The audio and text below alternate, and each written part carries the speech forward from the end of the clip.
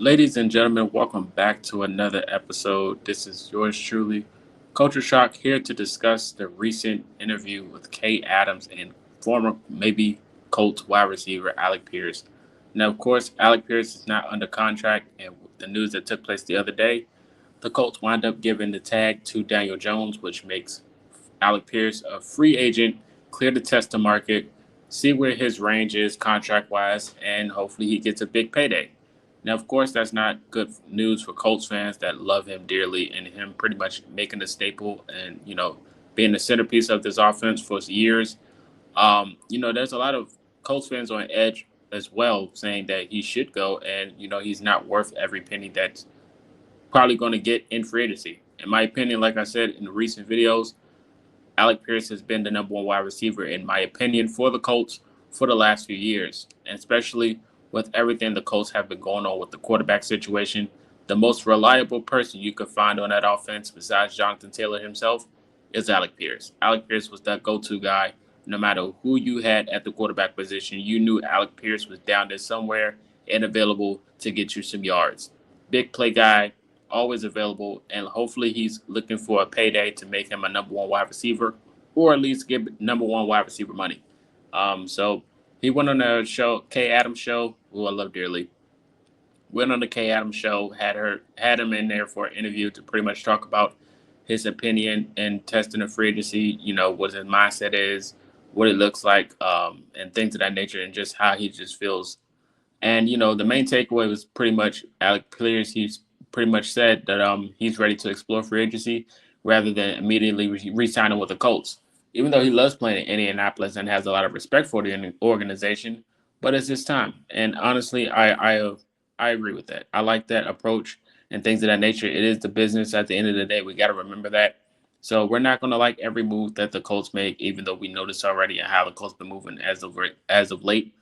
And this isn't our first rodeo when it comes to contract negotiations. If you guys remember the Jonathan Taylor situation with him not practicing and things of that nature until the deal got done. But like I said, this is the offseason and, him testing the waters. We already know there's teams out there that's going to try to pay him top dollar day one or day two. And he might, go jump and take that. And I'm not mad at that decision at all. But like I said, I feel like, in my opinion, Alec Pierce deal should have been done a long time ago, and that situation should have been handled before the Daniel Jones situation. Now, of course, if you think Daniel Jones is that piece for you moving forward, if you think he's more valuable than Alec Pierce, that is a pretty decent opinion to have. But I still do think it's crazy at the end of the day, just due to how Alec Pierce operates and how good he is on the offense and makes anybody better at the quarterback position in Indianapolis. Um, and like I said, he's been the number one wide receiver in my opinion. Of course, Michael Pittman Jr. says that contract wise, but talent wise, definitely Alec Pierce. But moving forward, like I said, back to the show, Alec Pierce said he loved Indy. He appreciated the organization and fans, and he said he's earned the right to explore to free agency and see what his opportunities is out there for his career and family. And he highlighted the stability at quarterback and the winner culture is a major factor in where he wants to play next. Something he experienced a bit of inconsistency with the Colts. So that says a lot. Stability, of course, has not been a thing for the Colts. At the quarterback situation, it's just been circus after circus after circus. And of course, players are going to get tired of that. And contract time comes up. If you don't want to pay, somebody else will. And I'm sure somebody else is going to do that. And it might be someone in the AFC South. Hopefully, it's not. But yeah, I totally understand his mindset and his vision of what he wants to do moving forward with his career and what he wants to do. Um, like I said, totally understand his situation and his decision to go out there and test the market. Other than that, like I said, it wasn't anything really. I don't think he said anything like bad mouthing the Colts or things of that nature. It wasn't really a. It was just an honest interview, like his honest opinion, this decision of what he wants to do moving forward. He didn't never say he didn't want to come back. Like I said, the opportunity is still there, but the Colts are just pretty much going to have to match the energy or pretty much give him the money up front before it gets out of hand and another team does it. So, and I'm pretty sure they're not going to want to, jump the gun and set a bar for the free agency and overpay, I would say. But like I said, I think he's worth every penny, in my opinion.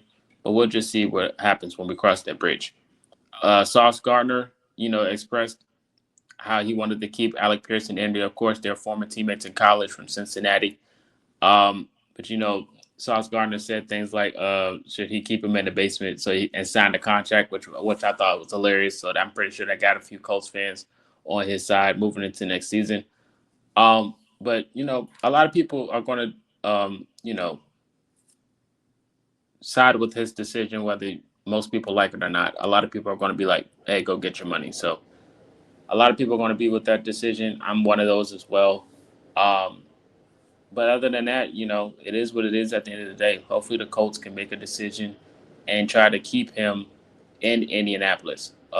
Tennessee Titans is another team that look like they can be in consideration to getting Alec Pierce. The Buffalo Bills can be a team that look like they can be in contention to go get Alec Pierce. All of these teams, there's a lot of teams, even the Raiders, like I said, could be another team that can go out there and get Alec Pierce. So it's going to be interesting to see what happens. Um, you know, a guy like Alec Pierce definitely has defenses on the edge. His presence is definitely something. He's a big play guy, so not having him in Indianapolis is definitely going to see a change of what it might look like. Um, the quarterback situation is definitely another thing. Daniel Jones not having Alec Pierce is definitely going to raise the question mark going into next year. And you would think that mindset would be to have Daniel Jones and Alec Pierce just due to how they look when they're both together and on the field. So that's another thing. If Alec Pierce leaves the Colts, of course, that's cap flexibility, in my opinion. A comp pick in 2027. But, all the grass isn't green. So those things don't really matter going into next season. Um, but the Colts, if they do lose Alec Pierce, is who's going to be his replacement? Do they sign a free agent out of free agency? Of course, it's going to be a lot of veteran targets, but I mean, who's going to replace Alec Pierce? And who wants to keep starting over and trying to get all of these things situated at the last minute? And it's going to be like rentals. It's not going to be a set stone corner guy. You want to keep your guys. Like Michael Pittman Jr. and Alec Pierce, you want to keep those guys in rotation for the Colts for a long time. So continuity is a thing, and it's going to be kind of weird seeing a team without Alec Pierce in the Colts jersey because he's been here for so long. He was drafted here, and he's pretty much set his mark of how good he is. So it's going to be weird to see if he doesn't come back. For the locker room, it's going to be weird, I'm sure. I know a lot of players. It's going to leave the locker room split-sided, I'm sure, as well. So it's going to be interesting to see how that works moving forward. But, losing Alec Pierce, like I said, it would definitely hinder the offense. It's going to raise a lot of question marks in Indianapolis. Bringing them back, it pretty much just solves the puzzle, and, you attempt to work on other situations if you do bring him back. So, like I said, it's going to be interesting to see what this free agency look like. You guys let me know your thoughts in the comment section. Should the Colts re-sign Alec Pierce, or should he just test the market and let another team, pay him top dollar? And let me know your thoughts about the Daniel Jones situation as well. All these things in the comment section. Let me know your thoughts about the front office for the Colts and how do you feel about them. They got another year under the belt. And, let me know your thoughts about how do you feel about the Colts. All these things in the comment section. This is Culture Shock. Until next time, you guys stay tuned. Follow, like, comment, subscribe if you have it. And check out the articles on the website, thebluestable.com. Go Colts.